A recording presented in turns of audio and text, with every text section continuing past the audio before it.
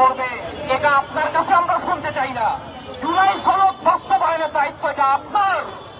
আপনি জুলাই সনদের সরকার, জনগণের স্বতঃস্ফূর্ত সমর্থন আপনার প্রতি রয়েছে।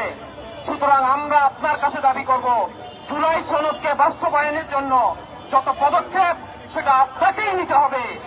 সাথে সাথে আজকের এই মানববন্ধনের অন্যতম দাবি, যারা এই বিগত 15 বছর বাংলাদেশের স্বাধীনতা, সার্বভৌমত্ব, দেশের মানুষের জানমালের নিরাপত্তাকে পুনরুদ্ধিত করেছে, সেই ফ্যাসিস্ট আওয়ামী লীগ এবং তাদের যত সহযোগী, তাদের বিচার এই বাংলার মাটিতে হইতে হবে।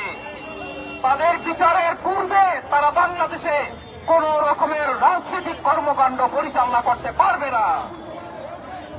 আমরা স্বতঃস্ফূর্তভাবে আজকে এই মানববন্ধন থেকে আমরা সরকারের কাছে একটা সফট মেসেজ দিতেছি যে জনগণের ভাষা বোঝার চেষ্টা করেন। জনগণের আমাদের এই কথাকে আপনি এই কথা মনে করেন না যে তারা নরম নরম প্রোগ্রাম দিচ্ছে, সুতরাং আস্তে আস্তে সময় পাস হয়ে যাবে। আমরা টাইম পাস করার জন্য এই প্রোগ্রাম দিচ্ছি না। আমরা এই কারণেই প্রোগ্রাম দিচ্ছি যে আমরা নরম থেকে আস্তে আস্তে গরম হব। যদি সামনের নির্বাচন নিয়ে যারা ফ্যাসিস্ট আমলে বাংলাদেশের এই 3টা নির্বাচনকে যারা নষ্ট করেছে, তাদেরকে দিয়ে যদি আপনি নির্বাচন পরিচালনা করার চিন্তা করে থাকেন, যদি বাংলাদেশে বিডিআর হত্যাকাণ্ড সহ এইভাবে বাংলাদেশের সার্বভৌমত্বকে যারা হুমকির মুখে ফেলেছে, তাদের মাধ্যমেই যদি আপনি আবার নির্বাচনকে বাস্তবায়নের চেষ্টা করেন, তাহলে জনগণের গরম কিন্তু আপনি টের পাবেন।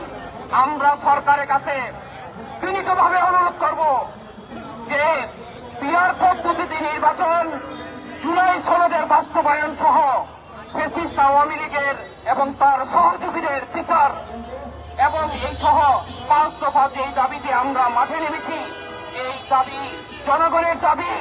এই দাবিকে বাস্তবায়ন করেই আপনাকে নির্বাচনে হাঁটতে হবে।